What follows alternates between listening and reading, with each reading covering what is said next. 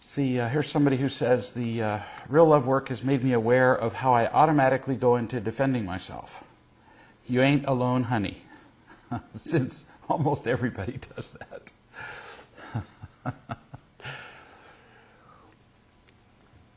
I had a friend once who said, well, I don't think I defend myself, so I reached up and slapped him, and he said, okay, I get the point. Because he instantly became defensive. And the more empty and afraid we are, the less it takes for us to defend ourselves. I mean, for most of us, it takes like nothing, which is the reason that, heavy traffic or a sideways comment from somebody or a little inconvenience is enough to push us over the edge because we're so empty and afraid. And then it says, you say in the Real Love book that most of us don't need professional therapy. So without processing the past to death, how can I create a new automatic real love response instead? So there are two things to creating a new response. Two prongs to the approach. And the first is understanding. And that's understanding what you're doing. Most of us repeat the same response because mostly we're not even aware that we're doing it. Somebody says something, we instantly get angry. And then if somebody were to point out to us, well, do you realize that you just got angry? Because I've done this thousands of times. And usually the first many times that you say that to somebody, they'll say, no, I'm not angry.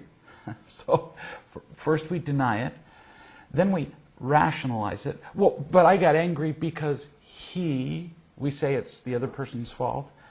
Then we defend ourselves, and we may attack the person who's pointing it out.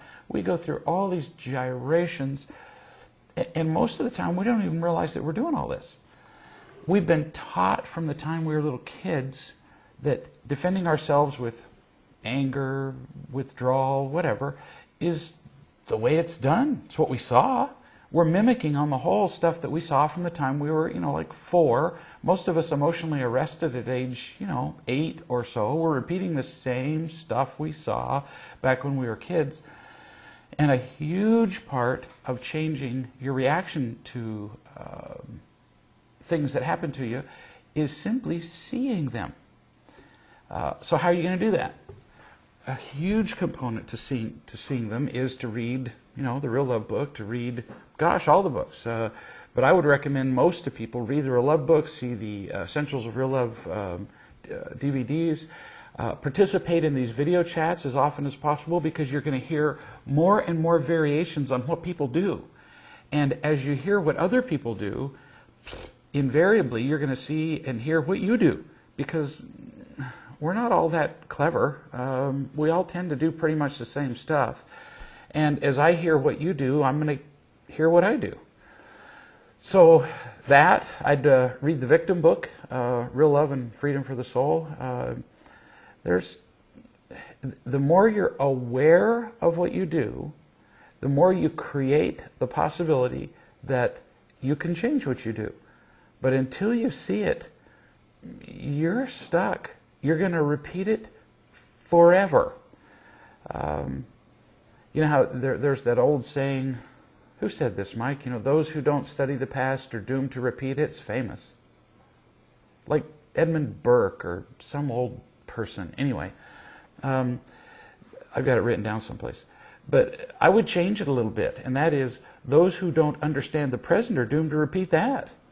It's like the movie Groundhog Day. You're going to repeat the same day over and over and over again until you see what you've done, until you see what you're doing clearly. So studying Real Love and seeing the principles and seeing what you do is a huge part of it. But the other part is feeling loved. Because if I feel sufficiently empty and afraid, even if I understand what I'm doing and somebody does something to me, I'm going to respond instantly and automatically by defending myself. I'll just do it without thought. It's back to the analogy of the sunburn again. If I'm sunburned from head to toe and you come along and just touch me, I'm going to jerk in response. Whereas if I'm not sunburned, your touching me will be nothing.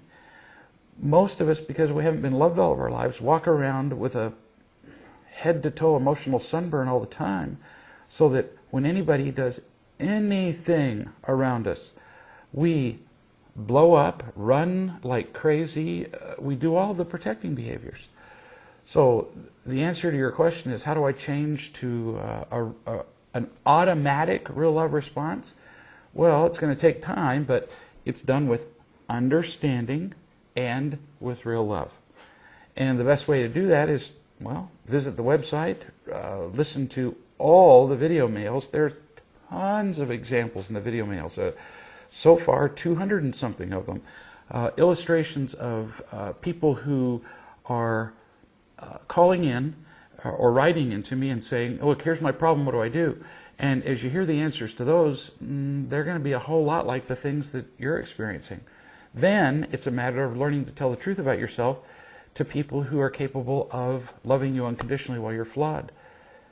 And as you read the real love material, especially, let's see, the real love book, as you read the victim book, as you read Real Love for Wise Men and Women, you're going to learn how to find those wise men and women that you can then feel loved by. So strongly recommend you do all of that, and bit by bit, as you see things done differently, your response will change from automatically getting and protecting to slowly you'll start to be able to make different choices, and then over a longer period of time, you'll find yourself automatically making loving responses, which is pretty cool. That's really neat. I find myself now absolutely unruffled by things that used to just irritate the trash out of me before. Well, that's now an automatic response for me. There are still some things that I'm still working on, still some things that I still have to improve about. But in many ways, in many things, real love has become an automatic response for me. Lots more to work on, always will be.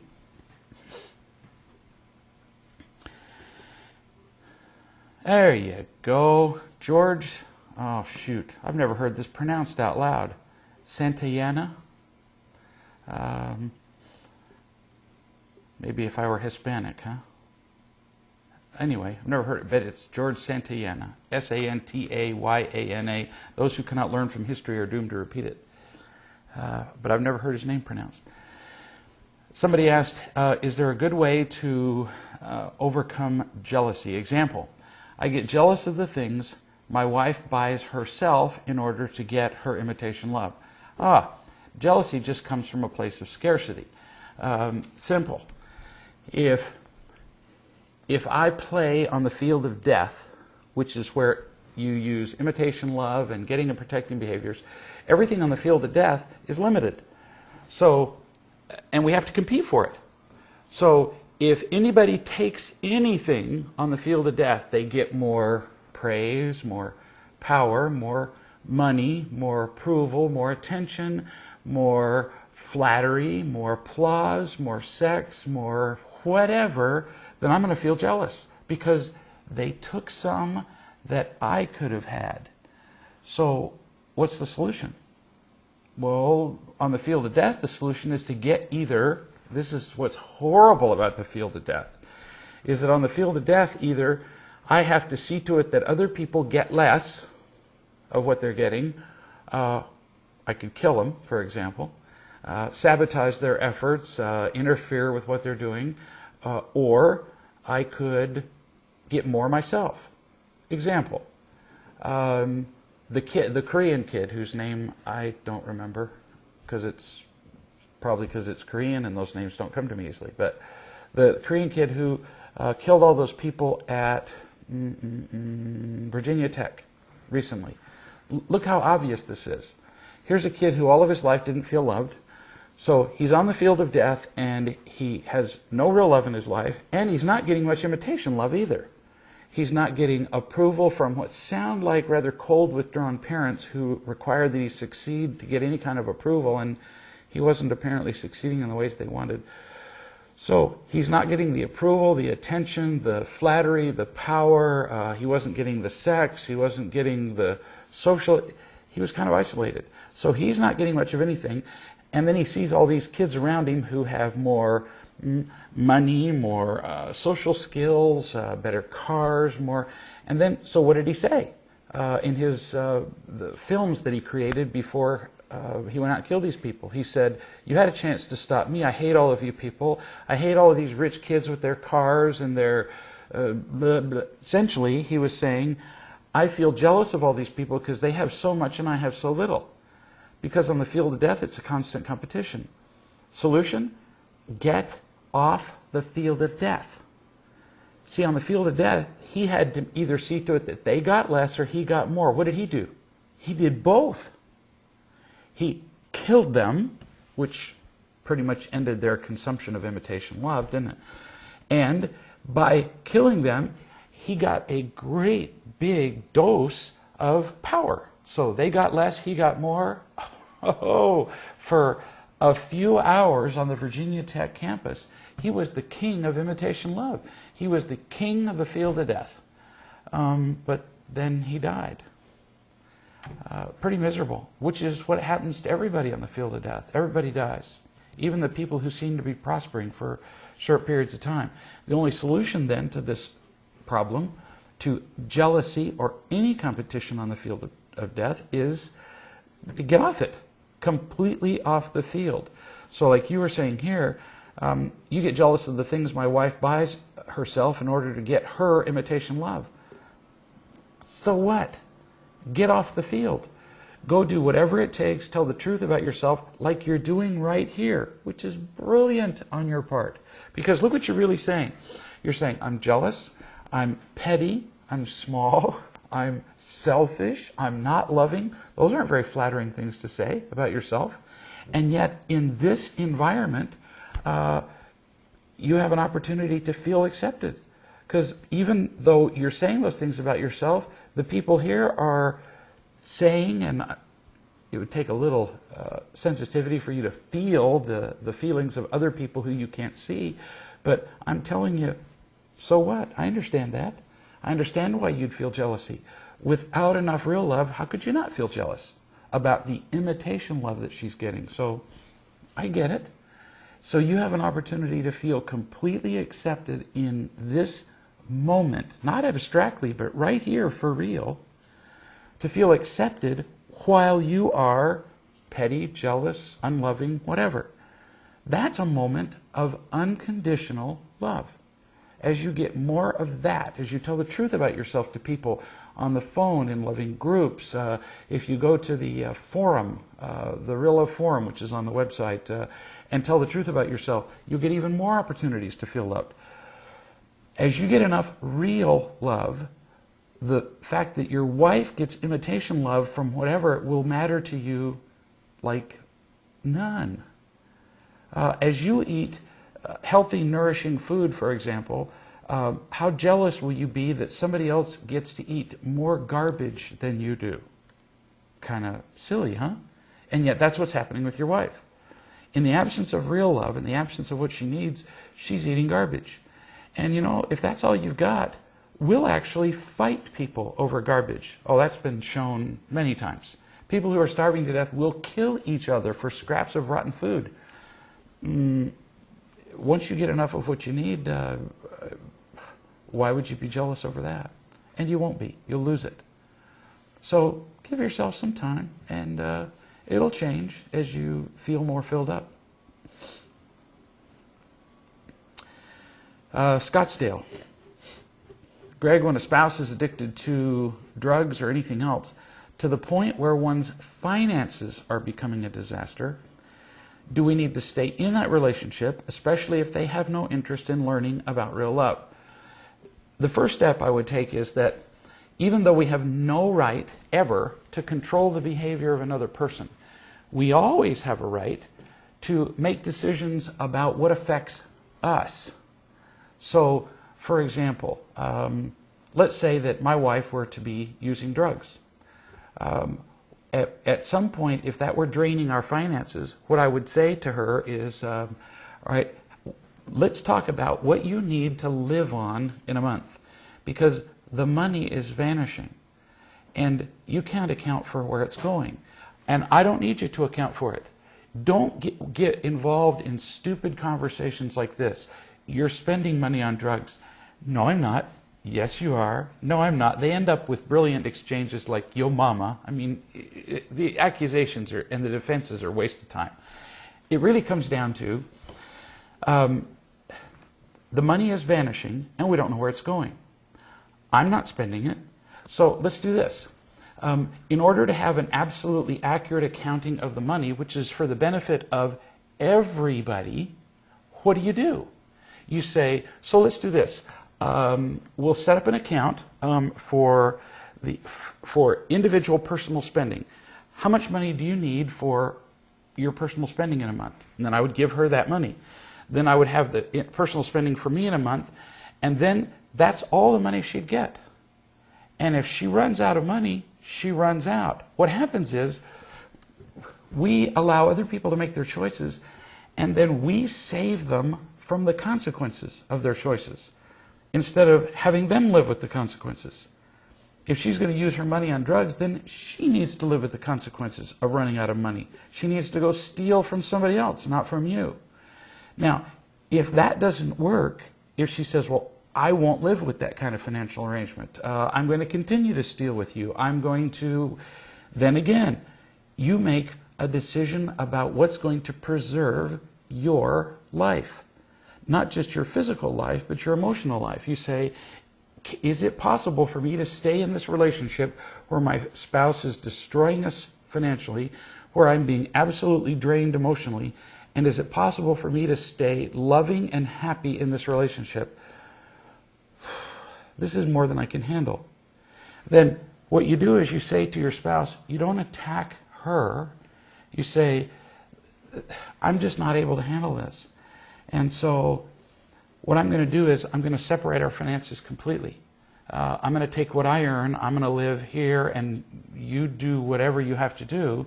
But I suggest that you go to drug rehab so that you get off drugs. That's up to you.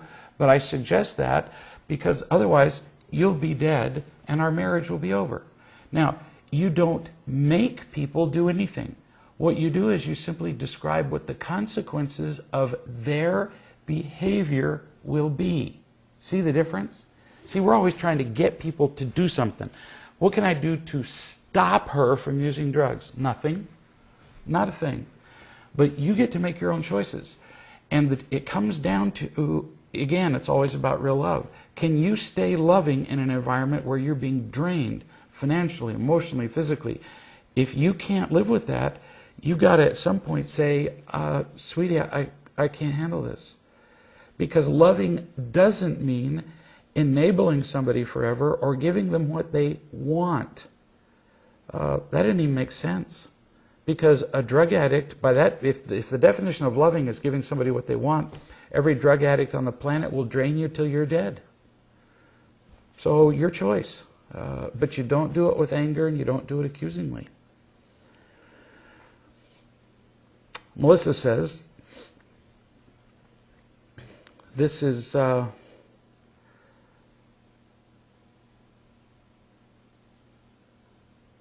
first time here. I don't know if this is working. I want to know how much you can tell, how you can tell when it's more loving to let something go or to hold someone accountable. During my divorce, my husband suppressed his income and misrepresented his finances. Now that's unusual. That happens almost every divorce. In order to avoid paying a lot of child support. Now, he's living in accordance with his true earning capacity. I have been lying toward him, acting as if I'm okay with it, as well as walking on eggshells and taking responsibility for his feelings, being controlling. I've been afraid of creating negativity and anger, but I don't want to behave like a victim. I'm weighing whether I should take him to court again or let it go, though it negatively impacts the kids either way. It's all about loving. If you confront him about it, you have a 0% chance of things turning out well. He's already proven to you that he has no interest in being truthful or loving because he's already hidden his finances from you. And now if he comes to you and he says, now if you go to him and you say, look what you've done, when you confront somebody who's already proven they're empty and afraid by lying and you say, you're a liar, they're going to lie even more, act like a victim, attack you, it'll be a disaster. So you have to decide whether it's financially worth it for you and the kids to get more money. If the answer is yes, then you simply pursue him in court.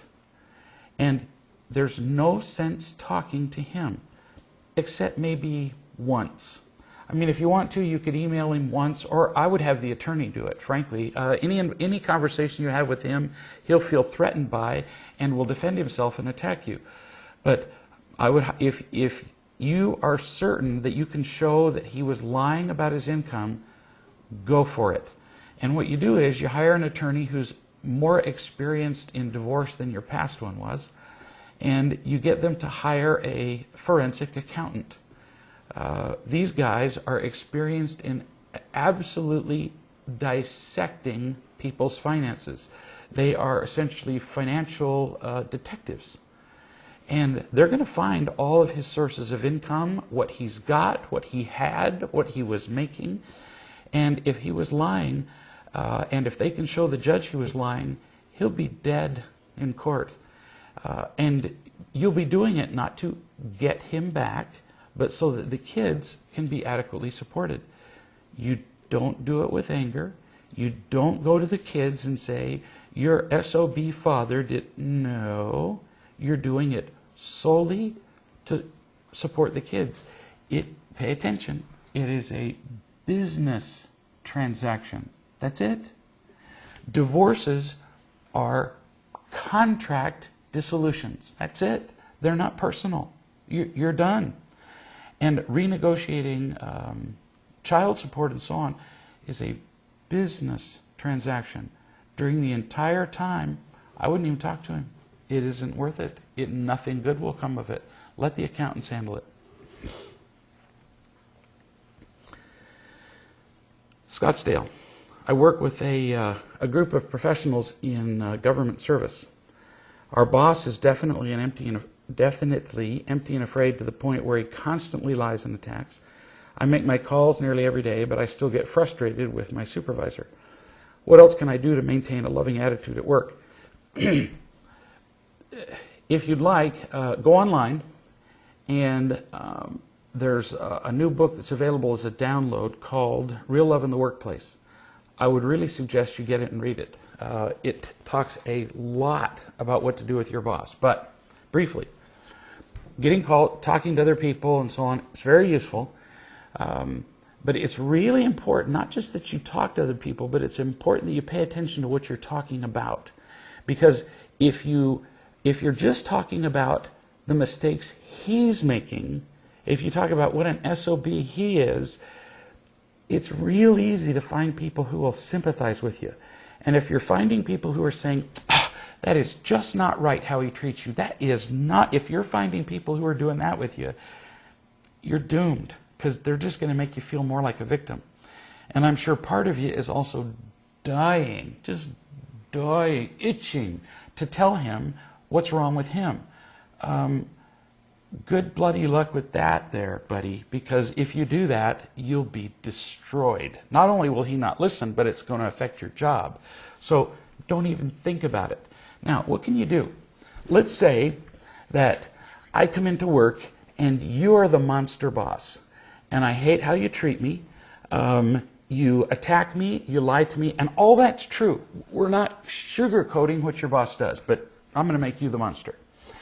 And all the things that I think you do are true. You really are an SOB. You're lying and selfish and all of this stuff, and you attack me, and you're unappreciative and ungrateful. All true.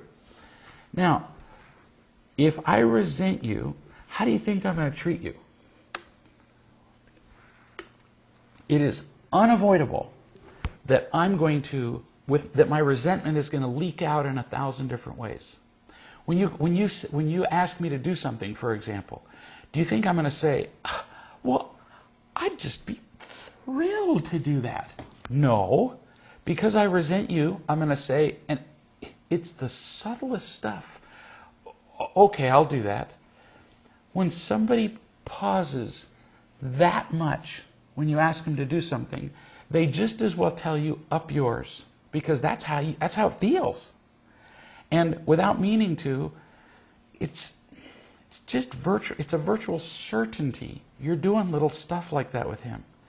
When we resent people, for whatever reason, whether it's justified or not, when they come in the room, we don't look them in the eye. We don't shake their hands as much. We don't talk to them as much. We avoid them in 100 different ways. Our tone of voice is different with them. And they know it.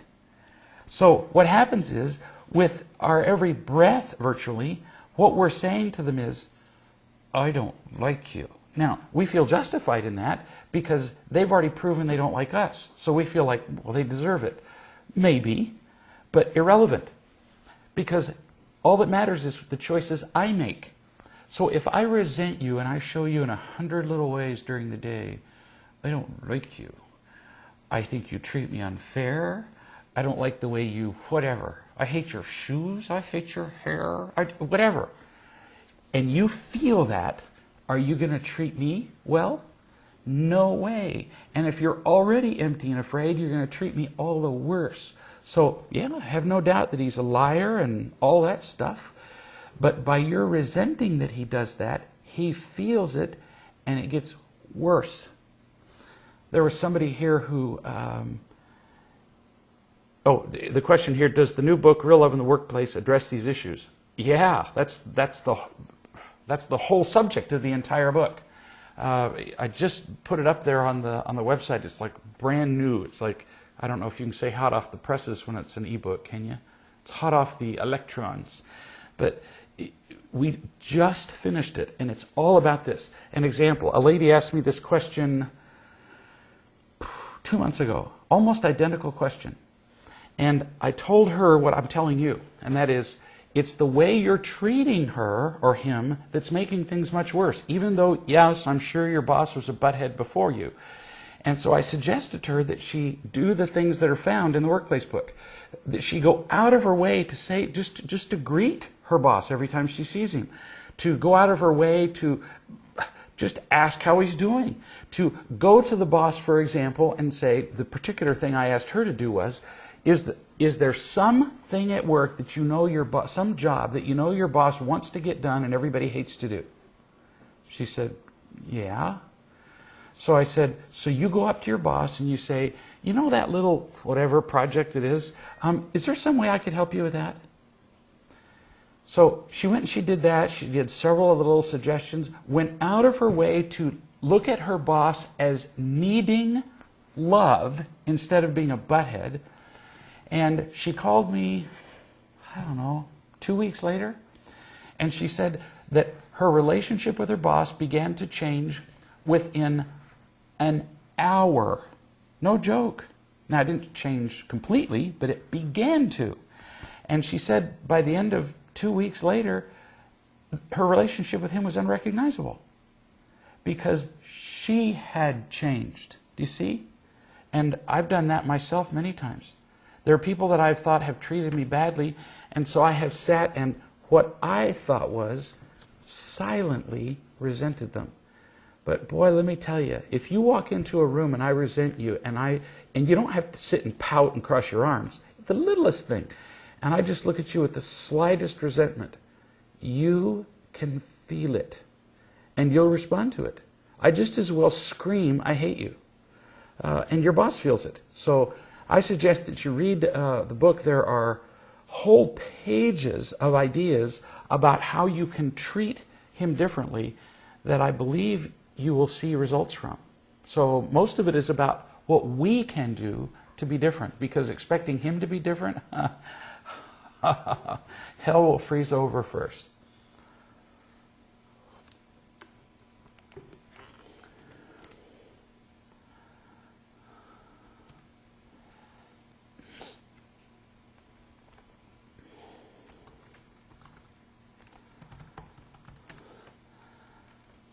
Let's see, I've got a question from somebody sent me one of these beforehand, which is why, by the way, I suggest to you that if you have questions, email them to me ahead of time and then come sit in, just because some of them are kind of long and it's easier to send them ahead of time. Actually,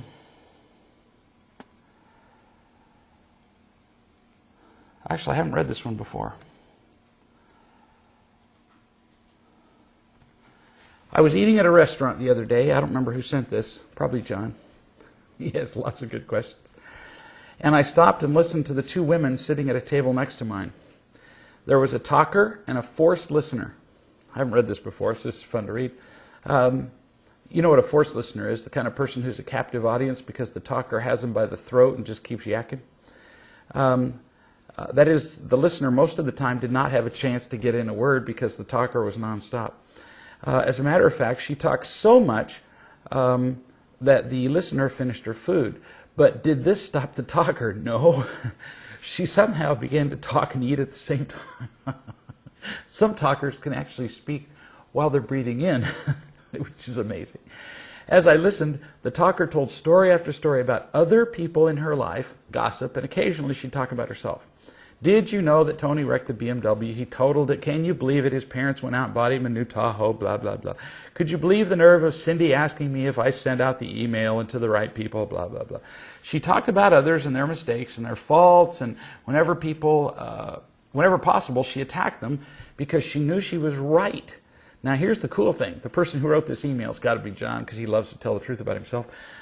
Said, I sort of saw myself in the I knew what was right part of her speaking. Then she, of course, would play the role of victim as well. Now that I can recognize these behaviors, it's interesting to hear them and to see how I used and still use them as well.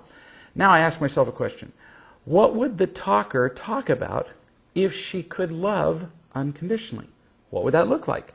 I've struggled with this, but I do have some insights. The talker, of course, would talk about himself or herself, but it would look different because they would be telling the truth about themselves. That is, if the listener was also available for such a conversation.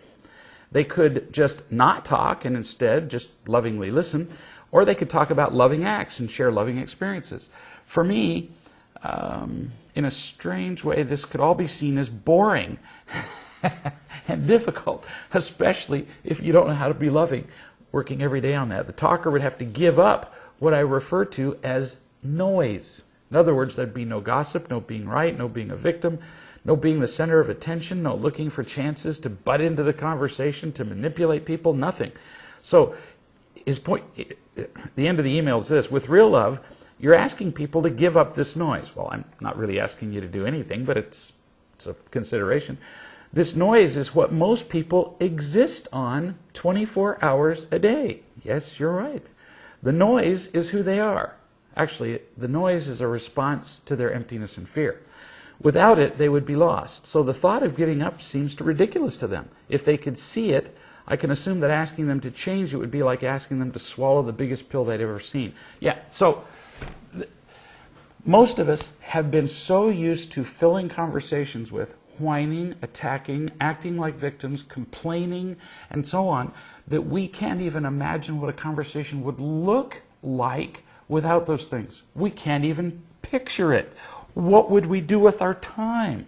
And I'm here to tell you that if you've ever just sat around the table with a bunch of people who are involved in real love, none of that goes on. And we manage to talk for hours late into the night. You just replace it with different things. You talk about loving things. You talk about people who are having problems and what you could do to help them or what you have done to help them. You talk about events in your own life where you have completely screwed things up and been a complete idiot and laugh at them. You talk about the million times that something terrible has happened and you laugh about how you've always blamed it on somebody else. You talk about the latest moron thing that you said to somebody yesterday where you blamed them for something that wasn't their fault. There are millions of things to talk about. If you want suggestions about things to talk about, read all, 14 real love books.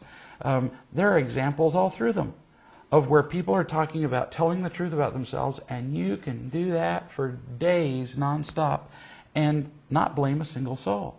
It is a hoot. Now, the suggestion here was, for many people, the noise is who they are. Now, it looks like that, but the noise, the blaming, the victimhood, and so on, really isn't who anybody is. The noise is what people do when they're empty and afraid. Just like if you and I were meeting for the first time and I came up behind you while we were talking and I put my hand around your throat and just started squeezing it until you were choking, how would you behave? Well, you'd be kicking and thrashing and gurgling, if you could even gurgle. And what if that was the only time I ever met you? And then I left the room and somebody said, well, let's say this was John. And somebody said, well, so what's John like? Well, would it be fair for me to say, he's very weird. He kicks and thrashes and screams and he's very peculiar. Well, your kicking and thrashing are not who you are. That's simply what you do when you're being choked. And that's what people, the getting and protecting people behaviors that people use, that's not who they are. It's how they behave in response to their emptiness and fear. So if you get rid of their emptiness and fear, all that goes away and people find out who they are, which is pretty fun. Pretty fun to find out who you really are in the absence of all that really garbage that's been getting in the way of us seeing who we are. Scottsdale. In a loving group, what is the most loving way to keep someone new to the concept of loving groups from droning on and on about their being a victim? This is so easy. And it's a very common problem. So in comes Fred, and he's new to the group. And he starts going, my wife, blah, blah, and she, blah, and blah, blah, blah. Victims can very often go on forever. That's one of the ways you tell somebody is a victim. A non-victim says, this happened to me, and this happened to me, and they're done. Victims go, and then that, and blah, blah, and then they did that, and they usually give you blow by blow. Then she said this, and then, if you can believe it, do you know what she said then? They give you every detail. Why do they do that, by the way? They give you more details because the more they talk, the more information they supply you, the righter they are. Victims have to be right. Why? Because in order to be a victim, you have to be right, and the person who was the perpetrator has to be wrong. I mean, it's just the way it is. So they go on and on and on. What do? You stop them very soon.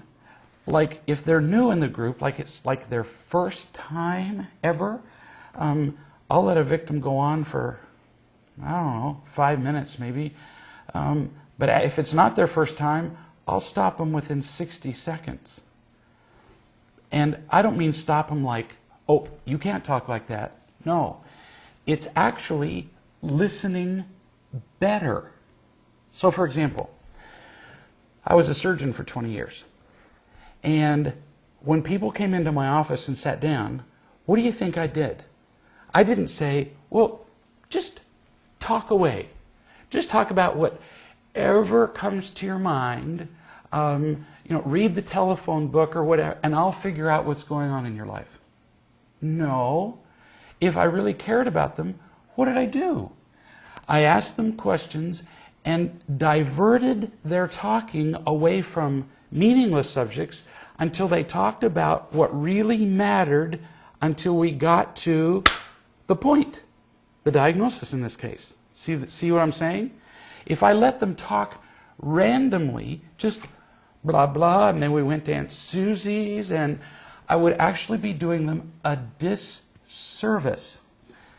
As wise men and women, we need not to listen longer, but better. And boy, do we get confused about that. Therapists don't understand that subject. Psychoanalysts don't understand that subject. Counselor, almost nobody does. They listen to people talk on, and the reason people go on and on is because we're not hearing the point. Once the point has been made, people don't need to go on and on. So this guy's going, blah, blah, blah, blah, my wife does this, and then she doesn't, blah, blah, blah, blah, blah. So at that, after a minute of that, let's say it's the second time, I would say, so Fred, so your wife really doesn't show any indication at all that she knows how to love you. Right? At that point, in almost every case, the person that you're talking to looks at you like, wow, that's what I've been trying to tell people for 20 years. But nobody's ever distilled it into the point.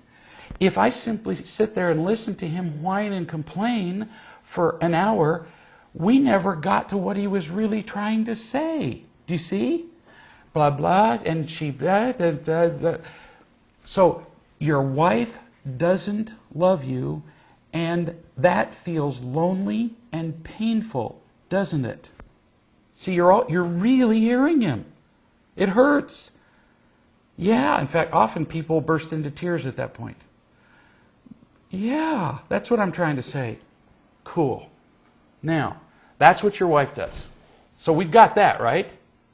And no matter how many additional details that you provide about what she doesn't do or she does do, blah, blah, really it would just be a repetition of she doesn't love you, wouldn't it? So we don't really need to go over that. She just doesn't love you. Now, what do? Because no matter how much we talk about his wife, he'll never feel loved. Ever. If we just say, oh, you're in pain, she does this, you hurt, she's in... We're talking about her. He needs to talk about what he does. So, she's not loving. How are you not loving toward her? Oh, this creates an opportunity for him to feel loved. So, you quickly get to the what, why, what, although I don't ever do that. And I don't ever go, okay, now, what? I don't ever, put those up on a board. We just get to the point. And you can help people feel loved in 3 minutes instead of 4 years of listening to somebody complain. So you see how important this is? Letting them run on and on does not help them. It's not kind. Same person.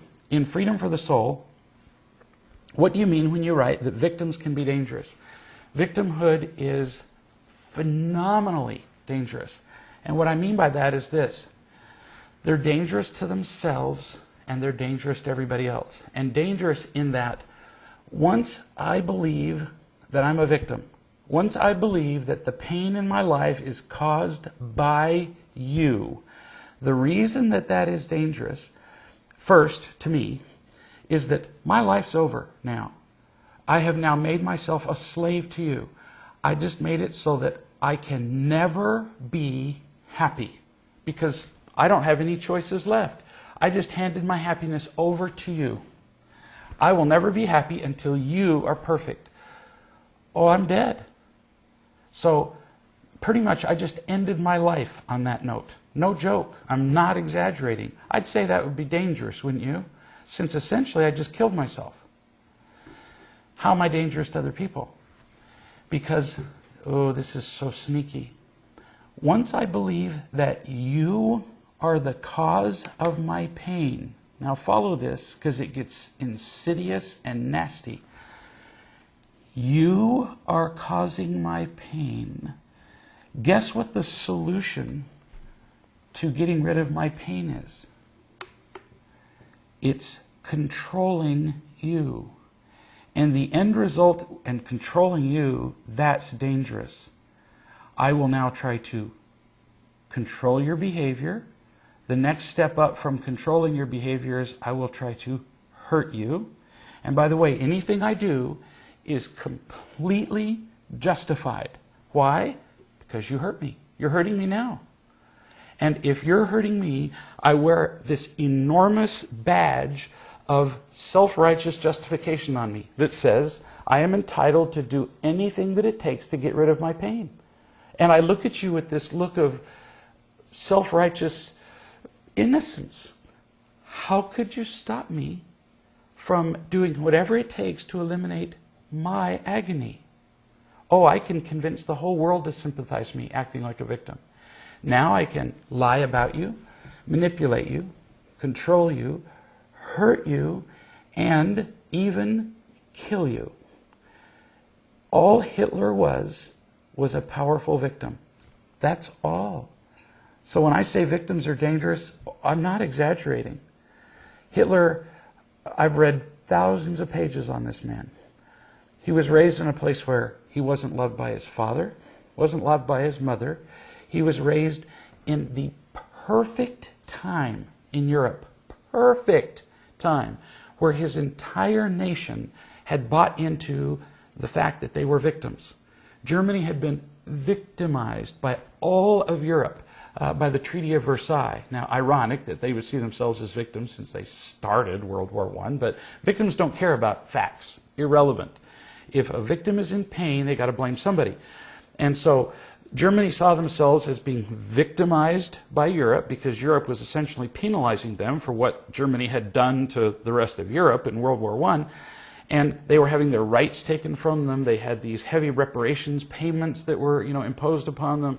They had big sections of Germany. I mean, big sections. It'd be like another country coming in and saying, okay, we're going to take Texas, Florida, big sections. Let's see, Washington, Oregon, let's see, most of the Midwest, a third of their manufacturing capability, for example, plucked it out of Germany.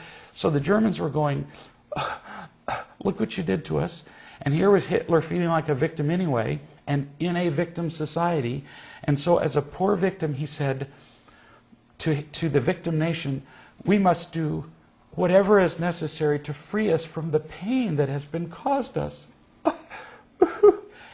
When you get an injured victim, there's nothing in the world that's more dangerous than that. You know the expression that says, hell hath no fury like a woman scorned. That statement is not about women. That statement is about victims. Hell hath no fury like a victim is what that's really about. Once somebody feels victimized, you better watch out because they'll feel justified in doing anything they can to you. So that's what I mean by dangerous. Did I go on too long? Let's see. Scottsdale says, I think we're all married to victims over here. You might be. And the reason I say that is that victimhood is so common. I mean, look at the options. If I'm in pain, I only got two ways to go.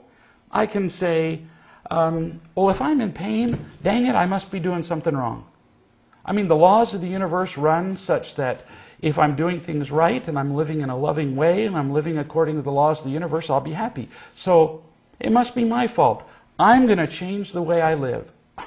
Fat chance. Who's going to do that? That's too much work. Or I could take the second choice. If I'm in pain, it must be somebody else's fault. Oh, I mean, how attractive is that choice?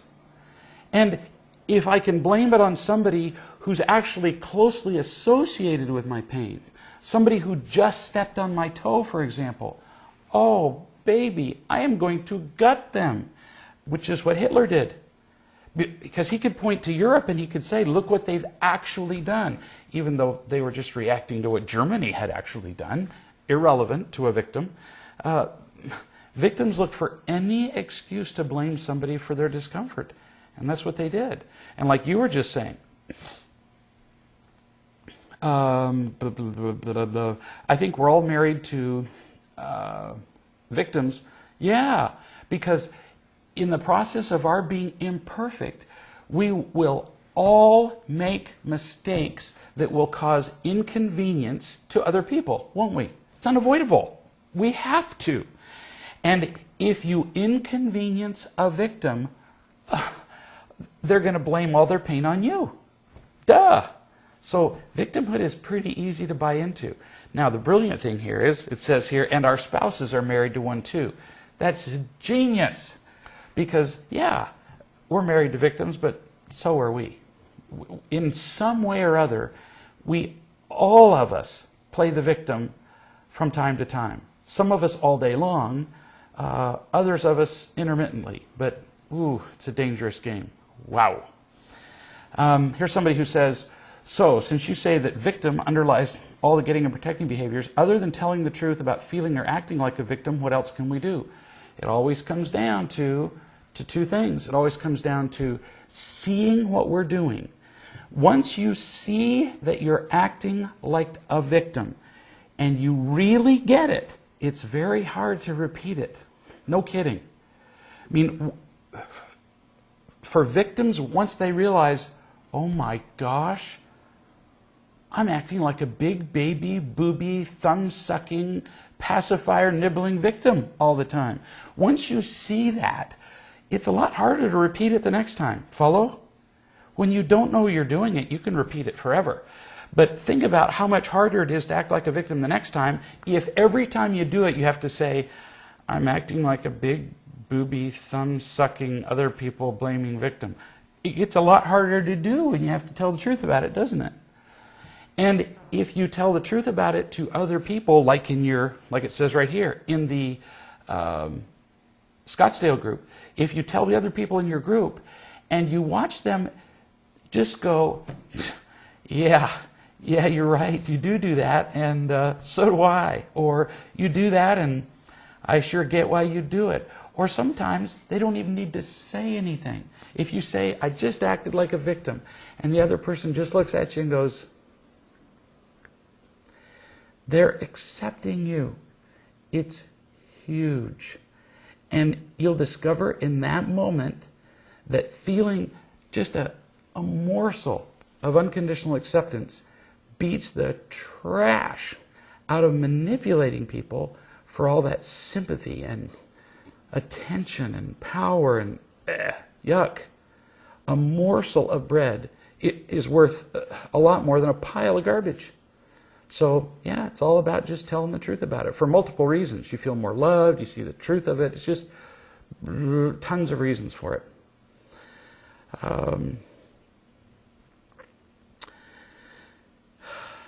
Let's see. Alex, you did send me an email, and did I print it out? Blah, blah, da-da-ba-dee-ba-dee. Yeah, I think so. Ooh, is this the right one? We've only got 3 minutes, but she said somebody asked this question. Somebody asked,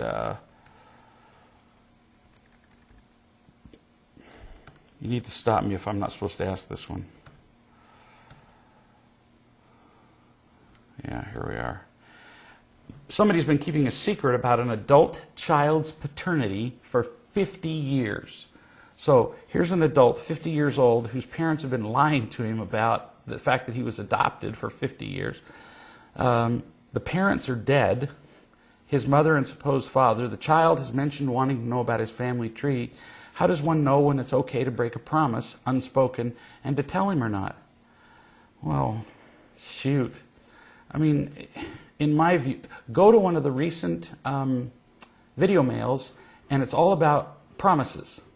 It's the whole subject of the video mail, and it'll tell you a lot about this, but it comes down to, is keeping a promise going to cause more harm than breaking it?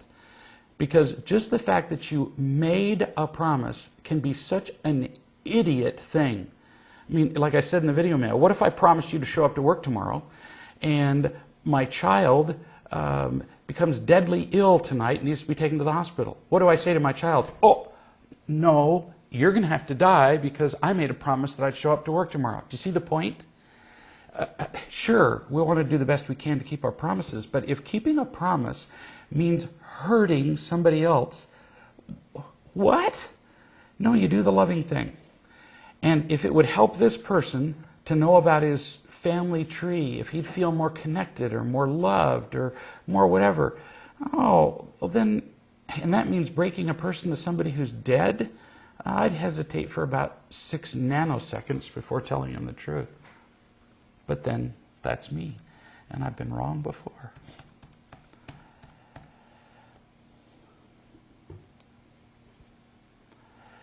Oh, Alex says, how do you know if it will cause more problems? Well, but that's not up to you, because this is a 50-year-old person who wants to know the truth. Like it says here, this person seems to be happy without this information. But this isn't a 4-year-old. This is a 50-year-old person who wants to know the truth. Do I get to make decisions for a 50-year-old person and decide what would be best for him? I'm not that smart. I'd rather just tell him. And if it causes more problems, that's his problem to figure out. That's what I would do. So anyway, been wonderful tonight. You guys are just like unbelievable. So wonderful questions. Bring your questions again next time, next Tuesday.